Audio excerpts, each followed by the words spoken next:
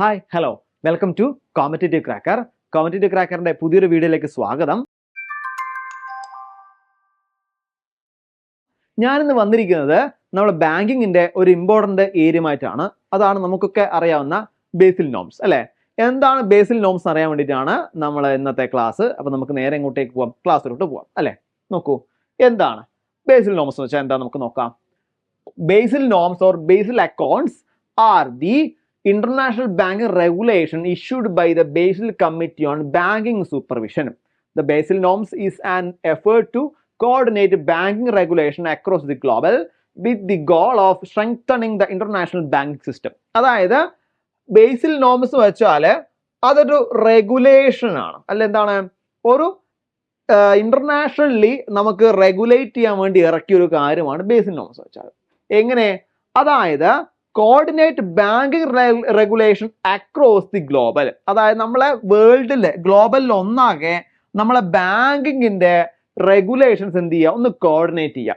അതിനു വേണ്ടി ഇറക്കിയതാണ് പ്രധാനമായിട്ടും ബാങ്കിങ്ങിന്റെ ബേസിൽ നോംസ് എന്ന് പറയുന്ന കാര്യം. ഓക്കെ, അപ്പോൾ ഇവിടെ പ്രധാനമായിട്ടും ശ്രദ്ധിക്കേണ്ട കാര്യം, നമ്മളെ ഇന്റർനാഷണൽ ബാങ്കിങ് സിസ്റ്റത്തിനെ മെയിൻ ആയിട്ടും സ്ട്രെങ്തനിങ് ചെയ്യാനും കൂടി വേണ്ടിയിട്ടാണ് ഇത്തരത്തില് ബേസിൽ നോംസ് നമ്മൾ ഇറക്കിയിരിക്കുന്നത്. ഓക്കെ, അപ്പോൾ പ്രധാനപ്പെട്ട കാര്യം ഇതാണ്, നമ്മൾ ഇന്റർനാഷണലി നമ്മളെ ബാങ്കിങ്ങിന്റെ സിസ്റ്റം അല്ലെങ്കിൽ ബാങ്കിങ് സ്ട്രെങ്തണിലാക്കാൻ വേണ്ടിയിട്ട്, നമ്മൾ ഇന്റർനാഷണൽ ബാങ്കിങ് സ്ട്രെങ്തനിങ് ചെയ്യാൻ വേണ്ടിയിട്ട് ഇറക്കിയ ഒരു റെഗുലേഷൻ ആണ്, അല്ലെങ്കിൽ എന്താണ്, ഒരു കോർഡിനേഷൻ ആണ് നമ്മൾ എന്ത് പറയുന്നത്, ബേസിൽ നോംസ് എന്ന് പറയുന്നത്. ഓക്കെ, നോക്കാം നമുക്ക് അടുത്ത എന്താണെന്നുള്ളത്.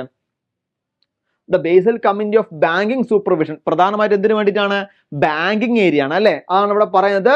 The Basil Committee on Banking Supervision (BCBS) is the primary global standard setter for the regulation of banks and provide the forum for regulation cooperation of banking supervisory matter for the central bank of different countries.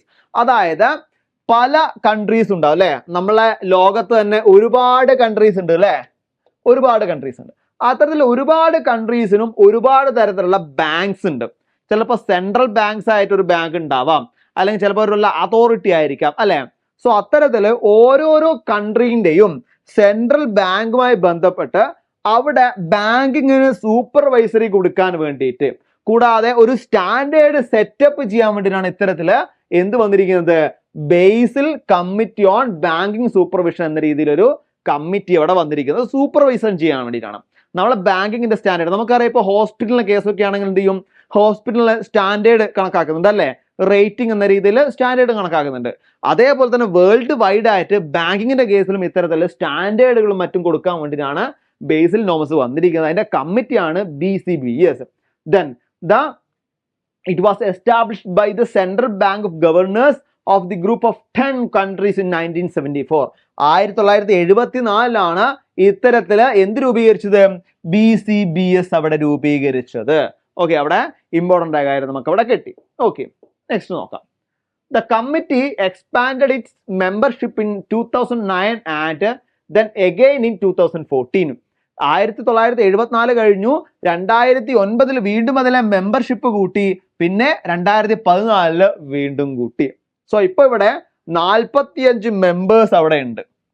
2014 കൂടി 45 members ഉണ്ട്. കൂടാതെ എന്ത് ചെയ്യുന്നുണ്ട്, it provide A forum four regulate corporation and banking supervisory matters. അതായത് ബാങ്കുകളുടെ സൂപ്പർവിഷനെയും അതേപോലെ ബാങ്കിന്റെ സ്റ്റാൻഡേർഡുകൾ മാറ്റാനുള്ള കാര്യങ്ങൾ അവിടെ ചെയ്തുകൊണ്ടിരിക്കുന്നുണ്ട്. ദെൻ അതിന്റെ പ്രധാനപ്പെട്ട ഒബ്ജക്റ്റീവ് എന്താണ് നമുക്ക് നോക്കാം. എന്താ ഒബ്ജക്റ്റീവ് പറയുന്നത്, it's objective is to enhance understanding of key supervisory issue and improve the quality of supervision world wide. അതായത് നമ്മുടെ ലോകത്ത് ഒന്നാകെയുള്ള ബാങ്കിങ്ങിന്റെ സെക്ടറിൽ എന്തൊക്കെയാണോ മാറ്റങ്ങൾ കൊണ്ടുവരേണ്ടത്, പ്രധാനമായിട്ട് എന്തൊക്കെയാണോ മാറ്റങ്ങൾ കൊണ്ടുവരേണ്ടത്, ആ മാറ്റങ്ങൾ കൊണ്ടുവന്ന എന്തൊക്കെ നമുക്ക് നല്ല രീതിയിൽ അതിനെ എന്ത് ചെയ്യാൻ പറ്റും, കൂടുതൽ എൻഹാൻസ് ചെയ്യാൻ വേണ്ടി പറ്റും എന്നും കൂടി നമുക്ക് അവിടെ ചിന്തിക്കാൻ വേണ്ടി പറ്റുന്നുണ്ട്. ഓക്കെ, അടുത്ത് നോക്കാം. Why the name Basel. എന്താണ് ബേസിൽ നോംസിന്റെ ബേസിൽ എന്ന രീതിയിൽ വന്നിരിക്കുന്നത് നോക്കാം. Basel is the city in Switzerland. സ്വിറ്റ്സർലാൻഡിലെ സിറ്റിയാണ് ബേസിൽ എന്ന് പറയുന്നത്. It is the headquarter of the bureau of international settlement. നമ്മൾ കേട്ടതാണ് അല്ലെ, BIS നമ്മൾക്ക് ഇടക്കിടക്ക് പരസ്യത്തിൽ കേൾക്കുന്ന BIS ഹോൾമാർക്ക് മുദ്ര എന്നൊക്കെ അല്ലെ, അത്തരത്തില് ബ്യൂറോ ഓഫ് ഇന്റർനാഷണൽ സെറ്റിൽമെന്റിന്റെ ഹെഡ് ക്വാർട്ടേഴ്സ് ആണ് ഇത്തരത്തിൽ എന്ത് പറയുന്നത് ബേസിൽ എന്ന സിറ്റി സ്വിറ്റ്സർലാൻഡിലുള്ളത്. Then which foster cooperation among central bank with a common goal of financial stability and common standard of banking regulation. അവിടെ നമ്മൾ സാധാരണ അക്കൗണ്ടൻസി പഠിക്കുന്ന ആൾക്കാർക്ക് അറിയാം, അവിടെ അക്കൗണ്ടിങ് സ്റ്റാൻഡേർഡ് ഉണ്ട് അല്ലെ, accounting standard, Indian accounting standard ഉണ്ട്, അതുപോലെ ഇന്റർനാഷണൽ അക്കൗണ്ടിങ് സ്റ്റാൻഡേർഡ് എന്നൊക്കെ പറയുന്ന സ്റ്റാൻഡേർഡുകൾ ഉണ്ട്. സോ എന്തിനാണ് ഇത്തരത്തിൽ സ്റ്റാൻഡേർഡുകൾ? അതായത് നമ്മൾ ചെയ്യുന്ന പലതരത്തിലുള്ള ഫിനാൻഷ്യൽ ആയിട്ടുള്ള അക്കൗണ്ടിങ് കാര്യങ്ങളൊക്കെ ഒരു കോപ്പറേഷൻ കൊണ്ടുവരിക, ഒരു യുണീക്ക് ആയിട്ട് എല്ലാത്തിനും ഒരേപോലെ ആയി കൊണ്ടുവരിക എന്നൊരു രീതിയാണ് അവിടെ നമ്മൾ എന്ത് കൊടുത്തിരിക്കുന്നത്, അവിടെ അക്കൗണ്ടിങ് സ്റ്റാൻഡേർഡ് കൊടുത്തിരിക്കുന്നത് അല്ലേ. സോ അതേ കണ്ടന്റ് തന്നെയാണ് നമുക്ക് ഇവിടെ വരുന്നത്. അവിടെ എന്ത് ചെയ്യുന്നു, അവിടെ central bank with a common goal of financial stability and common standard for banking regulation. അവിടെ ബാങ്കിങ് റെഗുലേഷന് വേൾഡ് വൈഡ് ആയിട്ട് ഒരു കോമൺ സ്റ്റാൻഡേർഡ് കൊണ്ടുവരിക എന്നതാണ് അവിടെ ബേസിൽ നോംസിന്റെ പ്രധാനപ്പെട്ട കാര്യം വരുന്നത്. Okay, then the Basil committee on banking supervision is housed in the BIS offices in Basil office in Basil Switzerland. അതായത് സ്വിറ്റ്സർലാൻഡ് തന്നെയാണ് അതിന്റെ പ്രധാനമായിട്ടുള്ള ഹെഡ് ഓഫീസ് ഉള്ളതെന്നും കൂടി അവിടെ സൂചിപ്പിക്കുന്നു. പ്രധാനമായിട്ട് നമുക്ക് 3 തരത്തിലാണുള്ളത് എന്താണ് ബേസിൽ നോംസ് ഉള്ളത്. ഒന്നാമത് ബേസ് 1, ബേസ് 2 ആൻഡ് ബേസ് 3 എന്ന രീതിയിൽ 3 നോംസ് നമുക്ക് പ്രധാനമായിട്ടും പറയാനുണ്ട്. ഇതിനെപ്പറ്റി നമുക്ക് ഓരോരോ ക്ലാസ്സിൽ ഡിസ്കസ് ചെയ്യാം എന്താണുള്ള കാര്യം. ഓക്കെ, ഇപ്പൊ നമുക്കൊരു ഇൻട്രൊഡക്ഷൻ പോലെ എന്താണ് നമുക്ക് നോക്കാം. ഒന്ന്, ബേസ് 1 അല്ലെങ്കിൽ ബേസിൽ 1 നോംസ് ഇൻ 1988 നിലവിൽ വന്നിരിക്കുന്നത്. The Basel Committee on the Banking Supervision BCBS introduced capital measurement system called Base Capital Accord, also known as Base 1. Base 1 നമുക്ക് സൂചിപ്പിക്കാൻ പറ്റും. അവിടെ പ്രധാനമായിട്ടും വന്നത് എന്താണ്, ക്യാപിറ്റൽ മെഷർമെന്റ് ആണ്. ബാങ്കിങ്ങിന്റെ രീതിയിലുള്ള ക്യാപിറ്റൽ മെഷർമെന്റിനാണ് പ്രധാനമായിട്ടും അവിടെ ബേസ് 1 നോംസ് അവിടെ പ്രധാനമായിട്ട് സൂചിപ്പിക്കുന്നത്. നമുക്ക് നോക്കാം എന്തൊക്കെയാണെന്നുള്ള അവിടെ സൂചിപ്പിക്കുന്നത്. അവിടെ എന്താ സൂചിപ്പിക്കുന്നത് നോക്കൂ. Credit risk is the possibility of a loss resulting from a borrower's failure to repay a loan or meet contractual obligation. അതായത് ബാങ്കിൽ നിന്ന് നമ്മൾ ലോൺ എടുത്തു, ബാങ്കിൽ നിന്ന് ലോൺ എടുത്ത സമയത്ത് നമ്മൾ തിരിച്ചു കൊടുക്കണം അല്ലെ. തിരിച്ചു കൊടുക്കാത്ത പക്ഷെ അവിടെ എന്തുണ്ടാവും, കടമായിട്ട് മാറും. അത് നമുക്ക് കടമാണ്, അതേകൂടെ ബാങ്കിനും പ്രശ്നമാണ് അല്ലെ. രണ്ടുപേർക്ക് അതൊക്കെയാണ്. അതുകൊണ്ടല്ലേ വിജയ് മല്യ പോലത്തെ വലിയ ആൾക്കാർ എന്ത് ചെയ്യുന്നുണ്ട്, ഒരുപാട് പൈസ ഒക്കെ എടുത്തിട്ട് കബളിപ്പിച്ച് നടക്കുന്നുണ്ട് അല്ലെ. സോ അതൊക്കെ കിട്ടാക്കടമായിട്ട് നമുക്ക് എഴുതേണ്ടി വരും. സോ ആ കിട്ടാക്കടം തന്നെ ബാങ്കിനെ സംബന്ധിച്ചിടത്തോളം വലിയൊരു ബുദ്ധിമുട്ടുണ്ടാക്കുന്ന കാര്യം, ഒരു ബാധ്യത പോലെ ബുദ്ധിമുട്ടുണ്ടാക്കുന്ന കാര്യമാണ്. സോ അതുകൊണ്ട് അത്തരത്തിലുള്ള റീപേ ചെയ്യാൻ പറ്റാത്ത അല്ലെങ്കിൽ റീപേ ഫെയിലിയർ ആവുന്ന തരത്തിൽ എത്രത്തോളം അവിടെ ലോണുകളോ മറ്റോ കാര്യങ്ങളോ ചെക്ക് ചെയ്യാനും കൂടി അവിടെ എന്ത് സംഭവിക്കുന്നുണ്ട്, നമുക്കവിടെ പ്രധാനമായിട്ടും ഒന്നാമത്തെ ബേസ് അവിടെ കൊടുത്തിട്ടുണ്ട്. അതാണ് അവിടെ സൂചിപ്പിക്കുന്നത്. എന്താ, traditionally it refers to the risk that a lender may not receive a earned principal or interest. The prescribed minimum capital requirement at 8%. അവിടെ തിരിച്ചടയ്ക്കാനുള്ള, അതായത് പ്രിസ്ക്രൈബ്ഡ് മിനിമം ക്യാപിറ്റൽ റിക്വയർമെന്റ് എത്രയാണ്, 8% ആണ് അവിടെ വരുന്നത്. ഇമ്പോർട്ടന്റ് ആയ ഒരു കാര്യമാണ്. Of the risk weighted asset RWA. Risk ഓരോ ബാങ്കിനും ഉണ്ടാവും റിസ്ക് വെയ്റ്റഡ് അസറ്റ്. ആ റിസ്ക് വെയ്റ്റഡ് അസറ്റിന്റെ അവിടെ എന്ത് പറയുന്നു, 8% ആണ് അവിടെ എന്ത് പറയുന്നത്, നമ്മുടെ ക്യാപിറ്റൽ റിക്വയർമെന്റ് ആയി അവിടെ പറയുന്നത്. ഓക്കെ, അതിൽ പ്രധാനപ്പെട്ട കാര്യം നമ്മൾ ഇന്റർനാഷണലാണ് പറഞ്ഞു വന്നത്. അപ്പൊ അതിൽ നിന്ന് ഇന്ത്യയിലേക്ക് എത്തുന്ന സമയത്ത് ഇന്ത്യയിൽ ബേസ് 1 നോംസ് അവിടെ ഉണ്ടാക്കിയത് തന്നെ 1999 അവിടെ നമുക്കറിയാം, നമുക്ക് ബാങ്കിന്റെ കാര്യമായത് കൊണ്ട് തന്നെ ഏറ്റവും കൂടുതൽ ഇമ്പോർട്ടൻറ്റ് അവിടെ ആർക്ക് കൊടുക്കുന്നുണ്ട്, റിസർവ് ബാങ്ക് ഓഫ് ഇന്ത്യ അഥവാ RBI കൊടുക്കുന്നുണ്ട് അല്ലെ.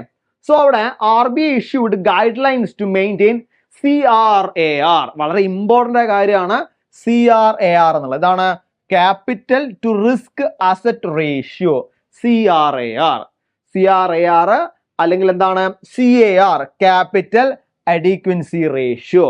ഇത് രണ്ടും വളരെ ഇമ്പോർട്ടൻ്റ് ആയിട്ട് നമ്മൾ പഠിക്കേണ്ട ഒരു കാര്യമാണ് എന്താണെന്നുള്ള കാര്യം. ഓക്കെ, ദെൻ അവിടെ എന്താ പറയുന്നത്, of 9% of every schedule commercial bank.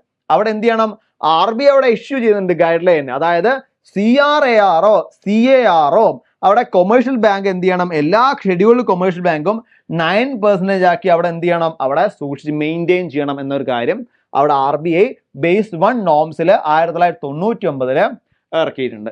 ഇനി നമുക്ക് എന്താണ് CAR എന്ന് നോക്കണ്ടേ, അല്ലെ CRAR എന്താന്ന് നോക്കണ്ടേ. It is defined as the proportion of bank's total risk weighted asset to capital that are held in the form of shareholders equity and certain other defined class of capital. അവിടെ ഒരു ബാങ്കിന്റെ total risk weighted asset to ക്യാപിറ്റലിന്റെ proportion, അതായത് അവിടുത്തെ risk weighted അസറ്റിന്റെ ക്യാപിറ്റലിലേക്ക് പോകുന്ന തരത്തില് risk weighted അസറ്റിന്റെ proportion ആണ് അവിടെ എന്ത് പറയുന്നത്, CRAR എന്ന് പറയുന്നത്. അത് എങ്ങനെ സൂക്ഷിക്കണം? That are held in the form of shareholders equity. അവിടെ ഷെയർ ഹോൾഡേഴ്സ് ഇക്വിറ്റി എന്ന രീതിയിൽ അവിടെ എന്ത് ചെയ്യണം, അവിടെ ഹെൽഡ് ചെയ്യണം. കൂടാതെയോ and certain other defined class of capital, അല്ലെങ്കിൽ അതർ തരത്തിൽ, അതായത് മറ്റേതെങ്കിലും തരത്തിലുള്ള ഡിഫൈൻഡ് ക്ലാസ് ഓഫ് ക്യാപിറ്റൽ നമ്മൾ അവിടെ എന്ത് ചെയ്ത് കൊടുക്കണം, ആഡ് ചെയ്ത് കൊടുക്കണം എന്നാണ് പറയുന്നത്. ഓക്കെ, അതാണ് CRAR എന്ന് പറയുന്ന കാര്യം. ഇനി അതിൽ വളരെ ഇമ്പോർട്ടൻ്റ് ആണ് ടയർ 1 ക്യാപിറ്റലും ടയർ 2 ക്യാപിറ്റലും. നമ്മൾ ക്യാപിറ്റലിന്റെ കേസ് പറഞ്ഞു CRAR അല്ലേ, CRAR ക്യാപിറ്റലിന്റെ കേസ് പറഞ്ഞു. ക്യാപിറ്റലിന്റെ കേസിൽ വളരെ ഇമ്പോർട്ടൻ്റ് കാര്യമാണ് ടയർ 1 ക്യാപിറ്റലും ടയർ 2 ക്യാപിറ്റലും. എന്താ ടയർ 1 ക്യാപിറ്റൽ എന്ന് വെച്ചാൽ it refers to a bank's core capital. ഒരു ബാങ്കിന്റെ കോർ ക്യാപിറ്റൽ ആയിട്ടാണ് ടയർ 1 ക്യാപിറ്റൽ എന്ന് പറയാം. നോക്കൂ, equity and the disclosed reserve that appear on the bank's financial statement. അതായത് ഇമ്പോർട്ടൻ്റ് ആയിട്ടുള്ള ബാങ്കുമായി ബന്ധപ്പെട്ട ഏറ്റവും ഇമ്പോർട്ടൻ്റ് ആയിട്ടുള്ള കോർ ക്യാപിറ്റലാണ് ഉപയോഗിക്കുന്നത്. എപ്പോഴും പ്രധാനമായിട്ടും എന്താണ്, ഇക്വിറ്റി ആയിട്ടും അല്ലെങ്കിൽ ഡിസ്ക്ലോസ്ഡ് റിസർവ് ആയിട്ടും അവിടെ ഉപയോഗിക്കുന്നുണ്ട്. അഥവാ നമ്മുടെ ബാങ്കിന് അവിടെ ലോസ് സംഭവിക്കുകയാണെങ്കിൽ ടയർ 1 ക്യാപിറ്റൽ അത് എന്ത് ചെയ്യാൻ പറ്റുന്നുണ്ട്, അവിടെ മെയിൻറ്റെയിൻ ചെയ്യാൻ വേണ്ടിയിട്ട് അത് അവിടെ ഉപയോഗിക്കുന്നുണ്ട്. അതാണ് ടയർ 1 ക്യാപിറ്റലിന്റെ ഏറ്റവും വലിയ പ്രത്യേകത. ഓക്കെ, ദെൻ അതാണ് ടയർ 1 ക്യാപിറ്റൽ നമ്മൾ പറഞ്ഞ കാര്യം. ഇതേപോലെ തന്നെ ടയർ 2 ക്യാപിറ്റൽ. ടയർ 1 ക്യാപിറ്റൽ നമ്മൾ പറഞ്ഞു അവിടെ എന്താണ്, കോർ ആണെന്ന് പറഞ്ഞു അല്ലെ, കോർ ക്യാപിറ്റൽ നമ്മൾ പറഞ്ഞു.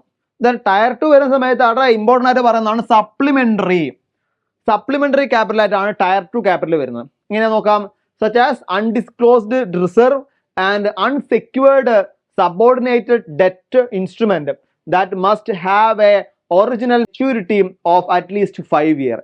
അതായത് അറ്റ്ലീസ്റ്റ് 5 year മെച്യൂരിറ്റിയിൽ വരുന്ന എന്താണ്, അൺസെക്യൂർ ആയിട്ടുള്ള അല്ലെങ്കിൽ സബോർഡിനേറ്റഡ് ഡെറ്റ് ഇൻസ്ട്രുമെന്റിനാണ് അവിടെ പ്രധാനമായിട്ട് അവിടെ എന്ത് പറയാം, ടയർ 2 ക്യാപിറ്റൽ എന്ന് പറയുന്നത്.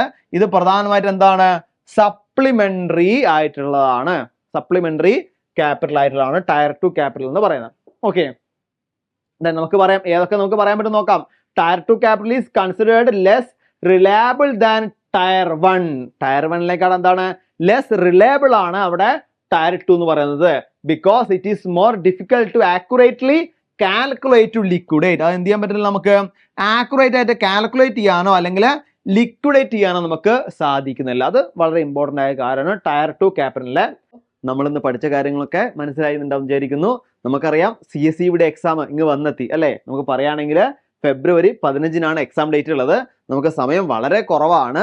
സോ എന്ത് ചെയ്യുക, നമുക്ക് നല്ല രീതിയിൽ പഠിച്ച് മുന്നോട്ട് പോകാം. സോ ഈ ഒരു CSEB എക്സാമിന് പ്രിപ്പയർ ചെയ്യുന്ന ഉദ്യോഗാർത്ഥികൾക്ക് വേണ്ടി കോമ്പറ്റേറ്റീവ് ക്രാക്കർ ഒരു 30-day ക്രാഷ് കോഴ്സ് സ്റ്റാർട്ട് ചെയ്തിട്ടുണ്ട്. അതായത് നമ്മൾ പഠനം കൂടുതൽ വേഗത്തിലാക്കാൻ വേണ്ടിയിട്ടാണ് ഇത്തരത്തിലൊരു ക്രാഷ് കോഴ്സ് സ്റ്റാർട്ട് ചെയ്തത്. നമ്മളെ കൂടുതൽ ഫീച്ചേഴ്സ് എന്താണെന്ന് വെച്ചാൽ സിലബസ് ഓറിയന്റഡ് ആയിട്ടുള്ള റെക്കോർഡ് ക്ലാസ്സുകൾ, ലൈവ് സെഷൻസ്, സ്പെഷ്യൽ മെന്റർഷിപ്പ്, അതേപോലെ തന്നെ മോഡൽ എക്സാം, ഇങ്ങനെ ഒരുപാട് ഫീച്ചേഴ്സോട് കൂടിയാണ് ഈ ഒരു ക്രാഷ് കോഴ്സ് ഇവിടെ ആരംഭിച്ചിരിക്കുന്നത്. അപ്പം മടിച്ചു നിൽക്കണ്ട, വേഗം തന്നെ ജോയിൻ ചെയ്തോളൂ. ജോയിൻ ചെയ്യാൻ വേണ്ടി നിങ്ങൾക്ക് എന്ത് ചെയ്യാം, ഈ കാണുന്ന നമ്പറിൽ കോൺടാക്ട് ചെയ്യാം. അപ്പോൾ ഇതിന്റെ ബാക്കി ക്ലാസ്സുമായി നമുക്ക് ഉടൻ തന്നെ വരാം. അതുവരെ ബൈ.